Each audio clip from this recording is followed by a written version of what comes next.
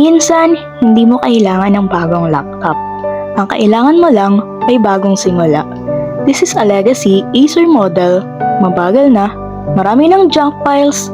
Today, bibigyan natin siya ng fresh start.